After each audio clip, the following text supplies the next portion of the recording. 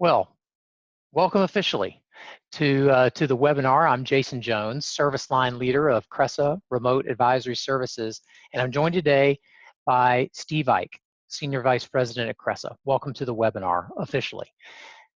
When the healthcare crisis forced shelter-in-place and stay-at-home orders in mid-March of 2020, no one could have possibly known that an entirely new era in how and where organizations work and collaborate began. Here's what a few CEOs had to say. One CEO said, "We're going to be the most forward-leaning company on remote work at our scale." That was Mark Zuckerberg, Facebook. Another said, "Office centricity is over. We cannot go back to the way things were. This isn't a choice. This is the future." That was Toby Lutke, CEO of Shopify, an online multi-billion-dollar shopping platform.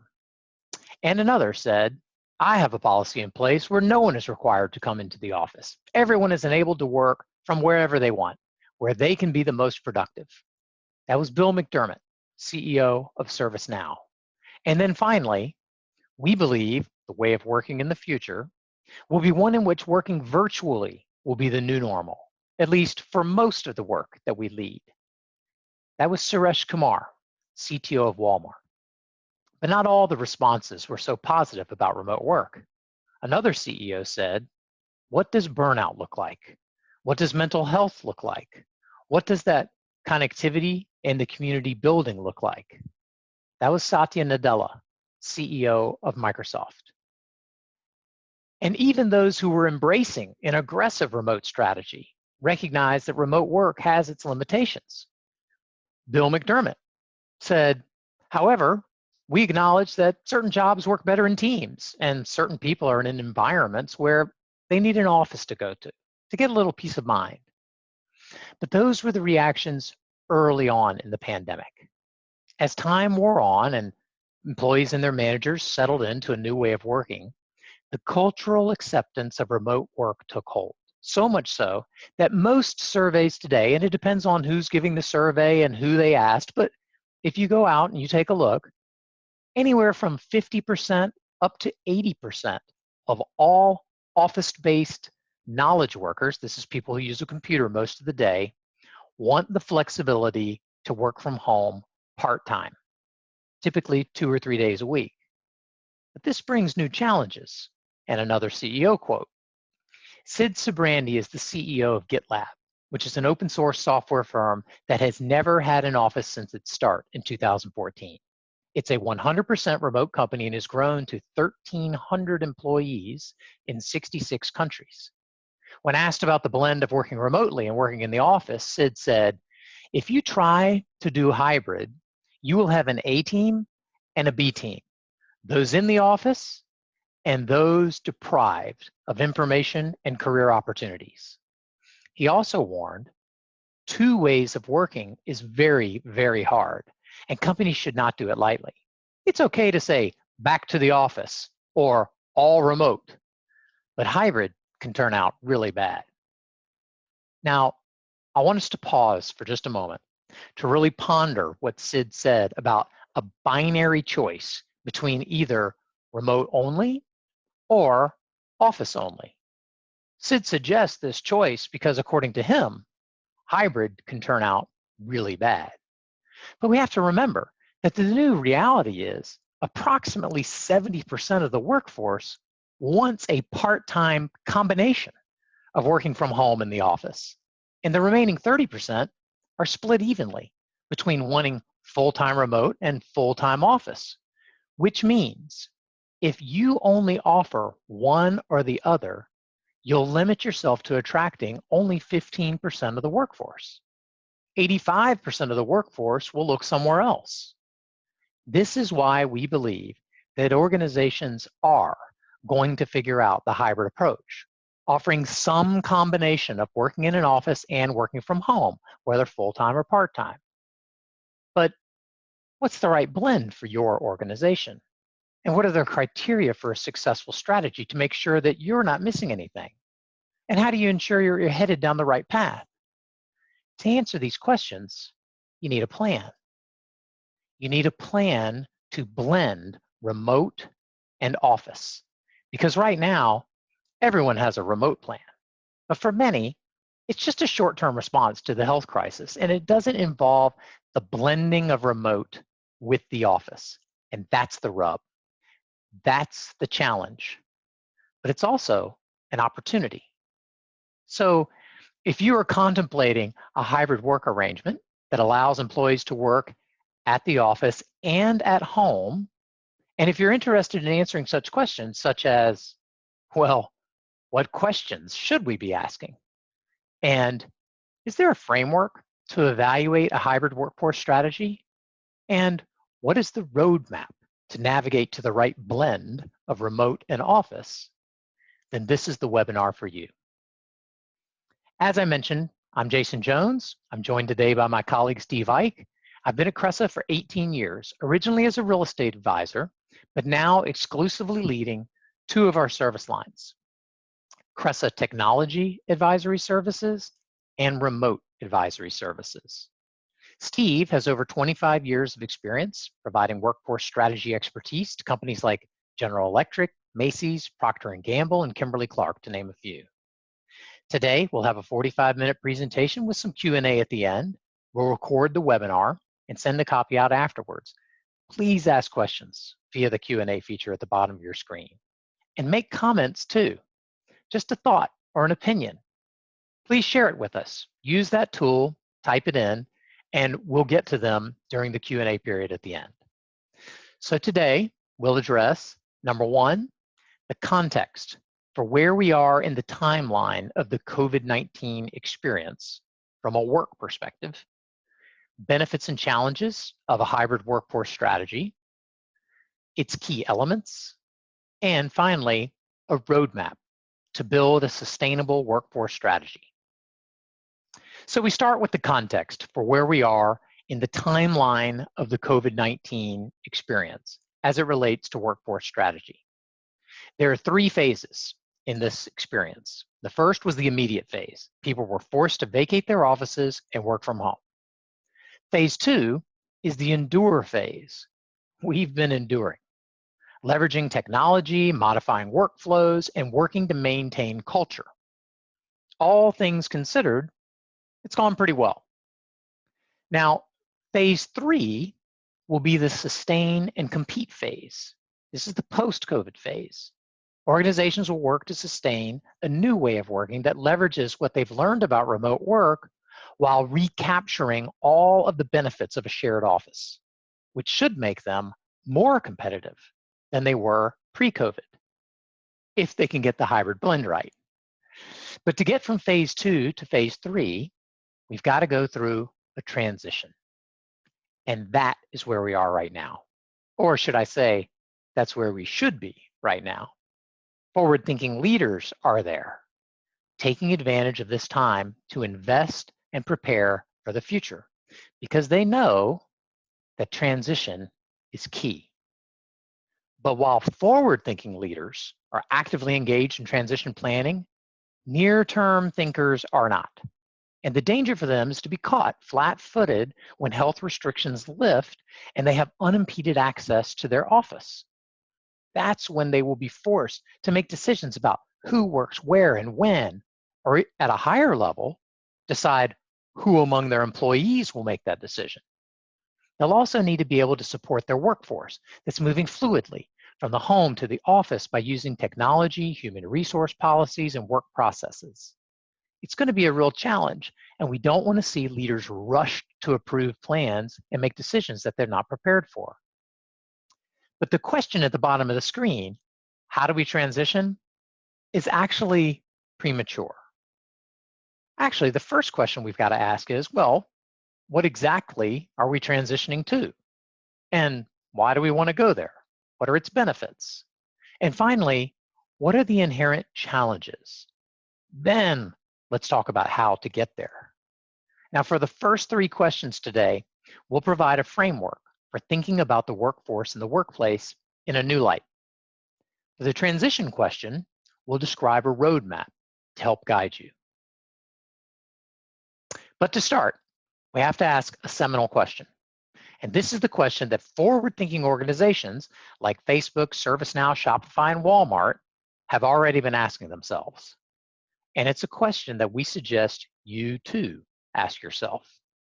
And that question is, what is the right hybrid workforce strategy specific to us that will minimize expenses and the threat to business continuity, but at the same time, maximize productivity, talent attraction and retention, and financial results? So it's these key business drivers that will inform our answer to that question of what exactly are we transitioning to? We want to transition to workforce strategies that achieve these goals. And in order to evaluate those workforce strategies, we start by understanding their benefits and their challenges. So let's take a look. The benefits of a hybrid workforce strategy combine the best of remote work and the best of the shared office. At the top of the list for remote working is the reduced commute and fewer interruptions. These two factors alone increase the annual productivity of each half-time remote worker, it's 2.5 days per week, by 16 business days per year, which equates to $6,400 per employee. In addition, remote work reduces the expense of real estate, employee turnover, and absenteeism, and reduce personal costs for employees average about $4,000 per year by saving on commute, clothes, and food. Now, there are environmental benefits of reduced carbon emissions, and employees consistently state that their work-life balance is better. Now, on the other hand, the benefits of the office are time-proven, but have really crystallized during the pandemic. Highlights include in-person collaboration and ideation, team building, socialization, mentoring and training, complex problem solving, serendipitous moments, and ad hoc meetings. You know, leaning over to your neighbor and saying, hey, you got a minute? Now, one benefit of both remote work and the shared office is the ability to recruit and retain talent.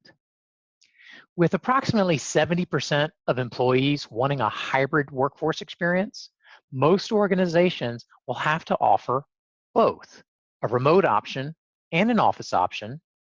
At the same time, hybrid, back and forth between the two, to recruit and retain the best and the brightest.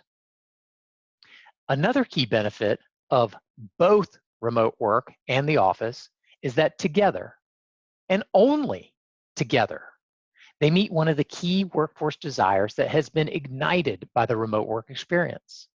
And this desire is so powerful that it's shaping workforce strategy around the world, and subsequently, workspace design and real estate strategy. And that key desire is freedom. The freedom to choose. First, the freedom to choose when work is done. Employees want to work at any time of the day while blending in personal tasks or recreation. They no longer want to be held to a rigid 9-to-5 industrial age concept of punching the clock. The sentiment is, measure my output, not my input, and give me the freedom to decide how I schedule my day to get work done. Some are even asking for a more flexible schedule, perhaps a 4-day work week. And second, there is a very strong desire to choose where work is done. First, there's the simple geography of choosing among home, office, or other locations. But there's also the sense that employees want to choose among different environments inside of the shared office that are built for specific purposes. Examples include areas designed for focus work, other areas for teamwork, and others for socialization, training, coffee bars, video conferencing rooms, etc. Employees want options and variety, and ultimately the freedom to choose which location they determine is best to accomplish their work. Now, satisfying the desire for freedom brings many benefits, the first of which is employee satisfaction. And greater employee satisfaction leads to greater engagement. Greater engagement leads to lower turnover and a whole host of ensuing benefits. Less absenteeism, better customer engagement, which we know leads to lower customer churn, which in turn yields a higher customer lifetime value and ultimately higher profits. Now, you may be wondering, what is the asterisk for? These are the things that are quantifiable. You can measure them. And if they go up, then your hybrid workforce strategy is working. But if they go down, then you may be suffering from some of the special challenges that a hybrid workforce brings. Individually, the challenge of remote work and the shared office have been experienced by us all at some point.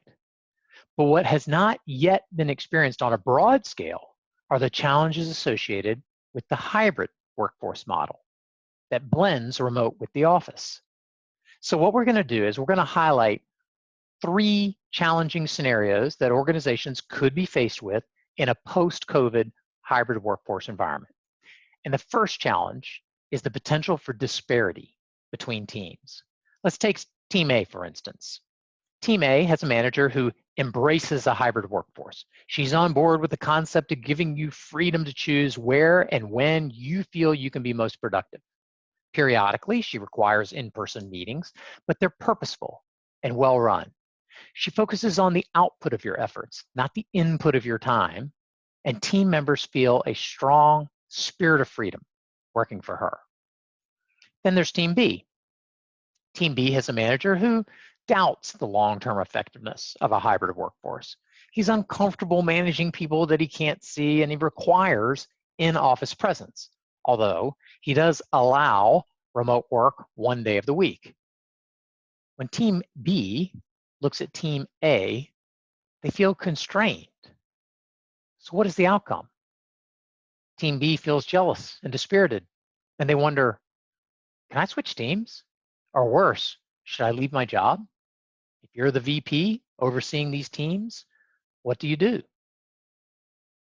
Another potential challenge is internal division within a hybrid team. And in this scenario, we have in-office team members who are either full-time in the office or majority in the office. And then we have remote team members who are either full-time remote or majority remote. If the boss spends most of her time in the office, then the in-office team members have proximity to her that remote members do not. This proximity may lead to real or perceived better career opportunities, choice assignments, promotions, etc., and better access to information. This is what Sid Sibrandy of GitLab was talking about. So what's the upshot of this scenario? Remote team members feel undervalued and dispirited. Teamwork is reduced. And they may wonder, can I find another team? Or worse, should I leave this organization? Again, if you're the VP overseeing this team, what do you do? How do you prevent this scenario?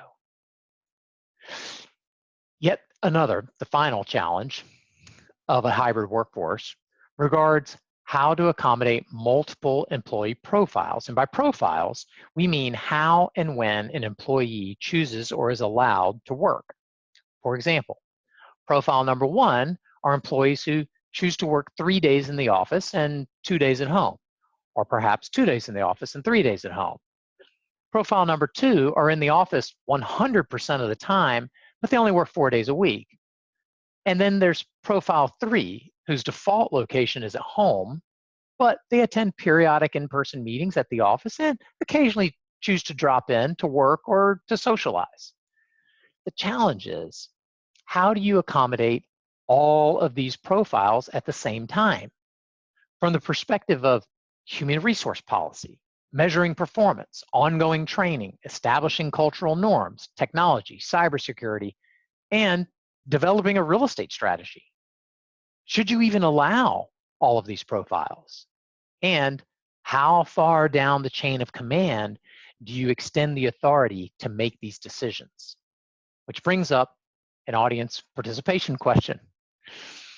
We want to pause just for a moment to ask a question of you and give you an opportunity to think about how this applies to your own situation or your organization's situation. And the question is, what are your top 2 concerns with a hybrid workforce?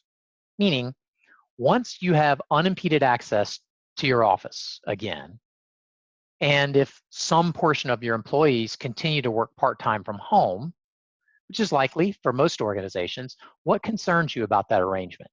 And examples might be fairness. for evaluations and promotions, like we just discussed, or the morale and culture of the hybrid team, redesigning your office space, unexpected costs, cybersecurity issues, collaboration, mentoring, onboarding. It's one that's not listed on here, but that's certainly one that folks are concerned about. So there may be more.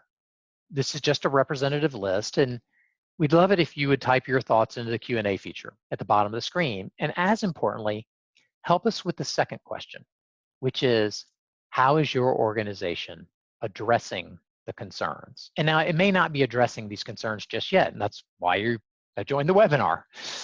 But some of you may have already been preparing for some of these issues, and you have great ideas that we could all benefit from. So please share. We'd love to have your responses, and we'll share them at the end of the webinar, because your ideas could really be helpful to those who are facing the challenges of a hybrid workforce. And we believe these issues showcase the need for organizations to invest time right now preparing for the future, brainstorming scenarios, possible solutions, and building consensus among leaders, casting a vision to employees, and ultimately creating a hybrid workforce strategy that maximizes really the opportunity to blend remote work with the shared office. So we'd love to hear from you. Now, in our opinion, to create a successful strategy, you need a framework for developing the strategy. And interestingly, the framework to develop a successful workforce strategy can be built upon the same framework used to build a successful workplace strategy. And the framework consists of 4 key elements, and we call it Workplace 2.0. This is the first of 2 key frameworks that we're sharing with you to help you evaluate a hybrid workforce strategy. The first element is talent. A workplace is created to attract and retain the best and the brightest. A workplace should also foster an organization's culture and leverage technology to drive productivity. And finally, there's the physical space itself. Before the pandemic, it was only the shared central office that was utilized for employee engagement, productivity, and satisfaction. But what's exciting and new is the concept of space being not only about the design and location of a shared central office, but also offering the freedom to choose the best location, which drives employee engagement, productivity, and satisfaction. Now, Workplace 2.0, it'll be different for each organization, each department, even each team and individual. There's no one right answer. But the good news is that you can use these key elements to navigate to the right hybrid workforce strategy for your organization. So let's take them one at a time. The first is talent. You have to determine which job roles are appropriate for remote work, but also which job functions might be converted in some way to a virtual process that facilitates virtual collaboration. Next, you have to determine who has the personal aptitude for remote working and hybrid working. Not everyone who's in a job suitable for hybrid work is also a good fit for a hybrid work scenario. Personal assessments can help, especially when coupled with training, which leads to training for managers and employees. Managers may benefit from training to better manage someone that they can't see. But in addition, and this is really important, the technology that enables remote work is constantly changing. And many employees don't know how to use the full suite of the technology that they already have. Video conferencing and collaboration tools are one key example. There's so much power there, yet many employees are just scratching the surface of its usability. Finally, eligibility requirements. They set expectations and they provide structure. Companies can use key performance indicators and performance evaluations to establish and maintain eligibility. Now, culture is the second key element. And many companies are concerned that remote work could change their corporate culture. Well, the fact is, hybrid working will have an effect on culture. Think about the personal connections that have been enhanced in new ways. Because of video conferencing, team members get to meet the kids, the pets, and even get a view of the inside of workers' homes. Another aspect of culture is trust. Companies must build trust both up and down the chain of command. Most important, is to be consistent and follow through. People are trusted when they consistently demonstrate that they do what they say they're going to do. But it's hard to trust someone who may not yet trust you. Therefore, it's incumbent upon leaders to take the initiative to trust their employees. Second is communication. Good communication, both formal and informal, it's critical to keep employees motivated and engaged. And in a remote environment, it needs to be high quality and high frequency. In addition, leaders must find ways to communicate a bigger picture, mission, and goals so that an employee who is working remotely half of the time is informed and empowered to make independent, unsupervised decisions. Cultural norms. Part of any culture is establishing group norms, whether spoken or unspoken. And a best practice that you can take away from this is to think about your team discussing and agreeing upon a short list of norms that would guide team behavior and build comfort in this new hybrid workforce environment. And examples would include setting certain days of the week as maybe a no camera day, or a default time frame for meetings that's really short. 15 minutes is our default. Something longer than that really has to be justified. Commit to not using the chat feature, for instance, during video meetings to avoid distractions like we're doing today. And also evaluate the norms for using breakout rooms during video conferences to keep everyone engaged. And that speaks to value and job security for people who are out of sight. Because if you are out of sight, you need to make your remote employees feel like they're valuable members of the team who are secure in their jobs and not at a disadvantage with coworkers who may spend more time in the office, as we discussed earlier. And finally, there's socialization. Efforts to maintain relational bonds are even more important when you've got people back and forth between the office and working remotely. So on the left are just a few ideas to build and maintain relationships among hybrid team members that can be done remotely. Now, the next element of a hybrid workforce strategy is the technology that enables remote work. And for the technology element, I want to introduce my colleague, Steve Ike. As mentioned earlier, Steve has over 25 years of experience providing workforce strategy consulting for companies like General Electric, Macy's, Procter & Gamble, Kimberly-Clark. So Steve, I hand it over to you. Jason, and thank you. As we look at technology, I think that the groundwork here is to establish that it's more than just platforms and tools. It's really a resource or an enabler that can be leveraged to create that on-demand work experience and work connection.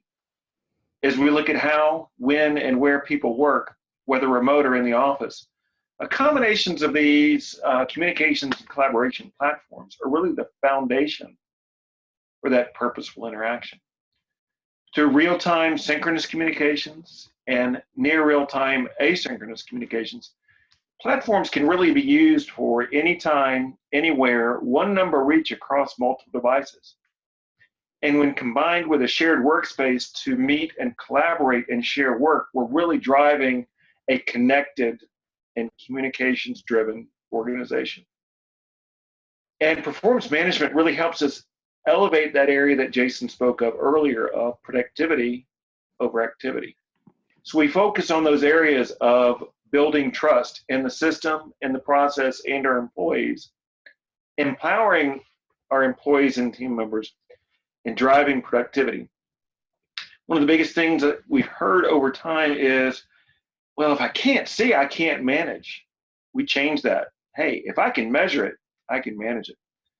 So making the shift from measuring tasks and activities, performance management is both a process and a set of tools that organizations use to measure and evaluate both corporate performance and employee performance, facilitating meaningful conversations with employees and providing real-time access into that information and that data via a dashboard.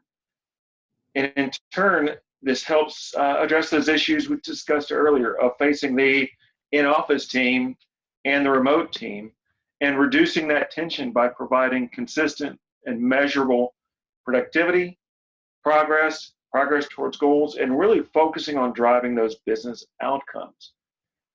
And when we look at document management, really measuring tools and putting an online storage and library using tools like Dropbox, Google Drive, and SharePoint, and combine those with a management tool, which can be used to manage content, address security, who's the owner of that document, what version is that document, and the distribution of those documents and files.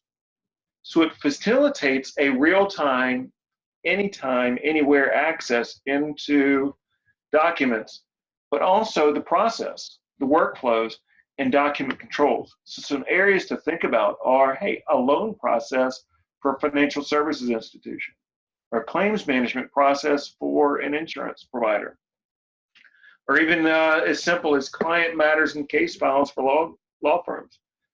In short, document management are tools that we use to manage process, workflows, and document control. And as we kind of get into the cybersecurity and compliance area of technology, it really becomes even more important today as more people are at home, connected on more devices, and giving people a chance to access critical and secure information.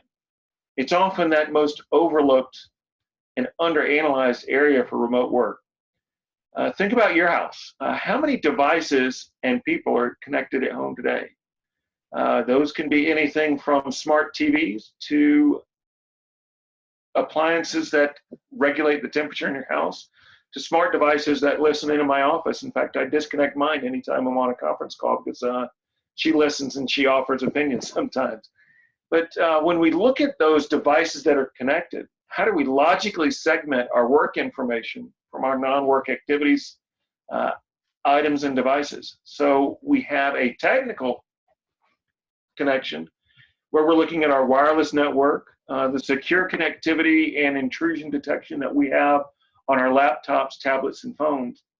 But even more important is the human factor. How do we deal with compliance? That could be regulatory, from healthcare to credit card information to financial information to any personally identifiable information that we may be talking about on a conference call. So we want to look at the physical aspects and the logical aspects. And we understand and know that not in every work from anywhere environment can you have a locked door or a secure laptop, but really looking at how, when, and where we work so that we prevent information from being heard audibly or seen, and measures and controls that are put in place. So all of these combined are really looking at leveraging technology to address those secure information, but make the employees and team members more connected and more productive in that remote work environment. So thanks, Jason. All right. Thank you very much, Steve. So as we continue on to the final element, there's the physical space itself. And to accommodate employees' desire for freedom of choice in where and when they work, organizations must view the workplace no longer as a single shared location, but instead accommodate this network of flexible, convenient, and on-demand places. Employees want the option to choose a workplace location where they feel they will be most productive for that day, or even for just part of the day. And when they are in the office, they want a similar choice. They want to choose among different environments within the office where they feel they will be the most effective for that specific task. And those environments and tasks will change throughout the day.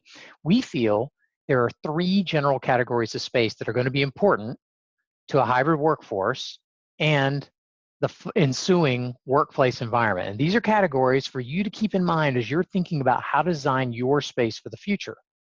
And the first is private collaboration space. This is where you work in person with others, but you're secluded from the activity and the buzz of the other employees in the office. Second would be private individual space, where you work by yourself, isolated from others and the buzz of the office. And then third is what we call open air space, which is a catch-all for any space where you can see and be seen by others. This is generally more socially oriented space, which allows for ad hoc conversations and serendipity, although you might focus well in these parts of the office. Now, for the home office, as a best practice, we recommend offering employees a stipend. It's a stipend for home office furniture and IT equipment, which can be spent on any items the employee desires, with the exception of the laptop and the docking station, which really need to be standardized for the sake of IT efficiency. Otherwise, offer maximum freedom of choice. But at the same time, we recommend that you offer an option to purchase from a more limited selection of recommended furniture and technology. And this combination of the ability to choose supports the desire for freedom, but you can also provide a helpful reduction of what could be an overwhelming number of options for home office equipment. So that's the 4 key elements, but we have a bonus key element. That's right, that's policy. We felt that a clear corporate policy is so important to the success of a hybrid workforce strategy that we included it as the 5th element.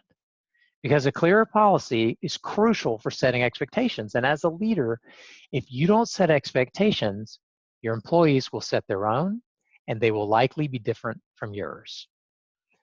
A hybrid workforce policy should address eligibility requirements, the tools and resources the company will provide for home use, what the employee is expected to provide, expectations for personal performance and participation, and then what constitutes disqualification. So we've discussed the key elements and some guidance on how to employ them, but we also feel it's important to show that many of these subjective elements are actually quantifiable. Now, this is a real example of a company we work with. They had 500 employees, and they were interested in moving a portion remote. They ended up moving 50 employees to full-time and 60 to part-time remote work, 2 days a week on average. The results are impressive. Real estate costs were reduced by $337,000. Productivity increased 20%, which reduced labor savings by $500,000 per year. They didn't need to hire as many employees to accommodate their growth. Employee turnover was reduced by 50%, which avoided hiring and training costs of $26,400 per year. And they saved $72,000 per year because they were able to reduce employee absenteeism by 40%. In addition, employee personal savings were estimated to be $4,000 per year due to reduced commuting costs, parking, food, and clothing. So now that you've learned the key elements and an example of the quantifiable benefits, you may be asking, okay, but what's the process for getting there? Where's the best place to start? And so we want to introduce you to the second key framework for developing a hybrid workforce strategy. And we believe that all successful organizations start with leadership and culture. They are the umbrella which overhangs all success. Then, the fundamental business goals of operational productivity, recruiting and retaining talent, and maximizing financial results should inform all decisions and drive behavior. To achieve these business goals, you have to follow a sequential path, starting with workforce strategy, followed by workplace strategy and design, and then real estate strategy. Here it is again. Step 1 drives step 2, which leads naturally to step 3. And when you do it this way, when workforce strategy is addressed first, it gives you the freedom to design your space with confidence that you're designing it based on meaningful information, but also that your real estate strategy won't have to adapt to an ever-changing workforce strategy sometime down the road. You want to build your real estate strategy and workplace strategy and design on solid rock, not shifting sand. So knowing this, it's important to begin by examining critical requirements, all of the critical requirements of a hybrid workforce strategy, being mindful that you're now going to be supporting workers who are at home one day and in the office another day. And we believe this is a key differentiator for Cresa. We don't know of anyone else who starts their real estate strategy by evaluating the critical requirements of an upstream workforce strategy.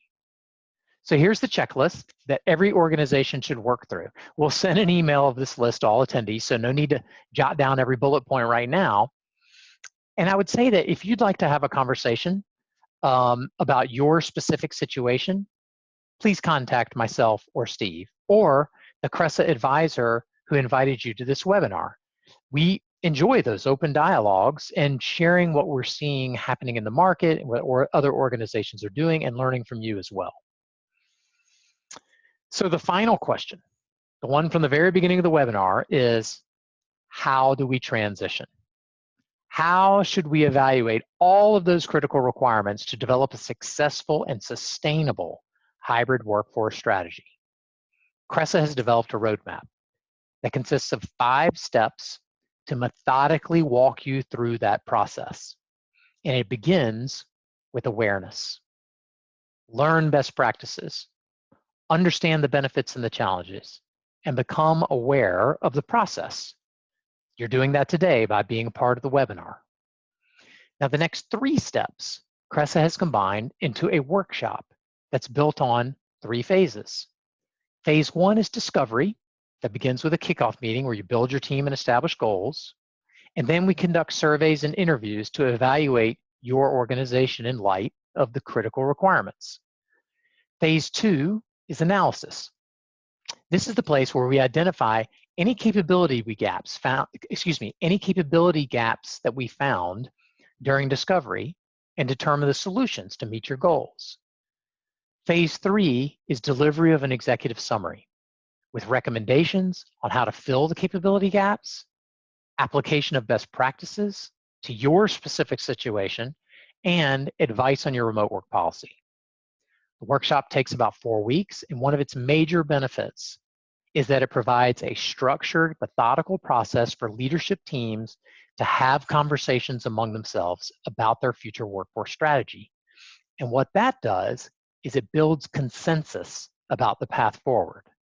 And when you build consensus, you can have clear and consistent communication to employees. And now you have the freedom to move forward in confidence that you're building your workplace design and real estate strategy on solid rock, not shifting sand. So the 5th and final step of the roadmap is implementation of the plan. And for this, Cresa offers a more robust blueprint plan, which includes everything from the workshop, but a deeper dive into discovery and analysis and follow-on monitoring with feedback over a 60, 90, and 120-day period. So with that, let me offer a summary. First, the desire for freedom is changing where and when we work. As important as a shared central office is, and there are time-proven benefits that have really been highlighted through the pandemic, this desire for freedom that was ignited by the pandemic will demand that most organizations develop a hybrid workforce strategy, offering some degree of part-time office, part-time home. Different for every company, maybe every team, but some degree of both. And to get to this new hybrid workforce plan, transition is key. We are currently enduring the COVID-19 experience, but just over the horizon is unimpeded access to your shared office. And how you transition to that new hybrid work environment will determine how sustainable and how competitive you will be in the long run. And then finally, be sequential to be successful. Remember, it only makes sense to develop your workspace design and real estate strategy after you've evaluated the human component of your workforce strategy that drives those 2 things. You must look at all of the critical requirements that will make that successful. Give yourself meaningful information to inform your decision-making and build your strategies on solid rock, not shifting sand. Now, there's one last thought that we want to leave you with. I was in the Navy for 8 years, flying jets off the aircraft carriers. So I know that the Navy is an organization that runs on planning, training, and leadership, especially leadership. Similarly, Implementing corporate programs, especially those that involve significant change, requires the same three elements because both the Navy and the private sector are organizations made up of people working together for larger goals. It's critical to understand that people will mimic the behavior of their leaders, especially if they sense that failing to do so puts them at a disadvantage for career opportunities and access to information. Therefore, it's incumbent upon leaders to model the behavior that they want to see from their employees. We're experiencing a time of dramatic change, and that change requires leadership to find the right hybrid workforce strategy that supports your people and makes you more competitive. So, be thoughtful in your planning, train your people, and take the initiative to lead them well. So thank you for listening to the Hybrid Workforce Strategy Workshop. We appreciate it. And now we've got, it looks like 10 minutes for some Q&A. What I'm going to do, by the way, just so you can see it briefly, there's our email addresses on the screen. What I'm going to do is bring Steve back up and stop share. We'll take a look at some of the Q&A that has come in. All right, so one of the first, it looks like, let me see, one of the first questions that came in are, oh, this is a simple one. It regards the allowances, the stipend that we mentioned in the earlier in the webinar. And that is, what allowance do you recommend organizations provide? Steve, I'll let you take a first stab at that. I have to get my calculator out. No, thank you, Jason. For that, as we look at the allowances and work at home, you mentioned, Jason, earlier that it's best that the organization provide the laptop and docking station. But there are other tools that are needed for everything from monitors to devices, accessories, headsets, and others. So with that, I look at a one-time allowance for things like headsets, monitors, monitor stand, printer, ergonomic chair, and in that environment, upwards of $500 for that to be able to cover the employee cost, and then you're not having to worry about shipping them out or shipping them back. But if you've got an employee that's going to be working from home quite frequently, and they've got a job that's requiring a lot of desk work, I would also then look at potentially helping them invest in a standing desk. I know that more and more people are doing that, and when you look at a good ergonomic chair and a standing desk, you're going to actually have better employee productivity and less impact around potential healthcare fatigue that comes in during the day. So $500 to a little bit higher if you do supplement the standing desk. But this is most important, looking at the monthly costs that are associated with an employee working from home. Yes, we know that everybody has a cell phone and everybody has an internet connection. But how many times have you been on a call recently, on a Zoom call or something, where someone's internet just kind of is not up to corporate standards, and you got folks that fade in and fade out, or they've got areas. So you want to look at providing a monthly stipend for that internet and potentially even a MiFi backup. So in between $100 to $150 a month for those employees working remote so that they can have a dedicated internet line brought in for their work, or increasing the speed and the quality of their internet equipment at home so they can have a much better, more sustainable and reliable connection. Got it, perfect. Well, I want to also read some of the comments that came in. We asked the question about what are your top concerns, and I'm just going to go down the list for several of these and just share with everybody who's on the line, and we can address how we see organizations dealing with some of these. Very first one that came in was mentoring junior or new staff in hybrid conditions. I'm just going to read through these and then we can circle back. Another was measuring productivity and measuring collaboration. Very close to that was addressing collaboration through an upgrade to UCaaS platforms. UCaaS, by the way, is an acronym for everyone out there that stands for Unified Communications as a Service. which is basically a voice communication system that's hosted in the cloud, not on premise in your telco closet. And it's like Zoom and Ring Central and things like that. But it's addressing collaboration through upgrades, including training and management buy-in to collaborative online meetings. I like that because that's a tie into leadership, management buy-in. Another was deliberate and scheduled mentoring sessions at a minimum. That's back to the mentoring. That's a common concern. At a minimum in a virtual setting, but preferences for face-to-face mentoring. Another concern was consistency of productivity and consistency of service to the client. And I can see that. That might be hard to maintain that consistency when you have your employees in one place one day, another place another day. How does the customer experience that?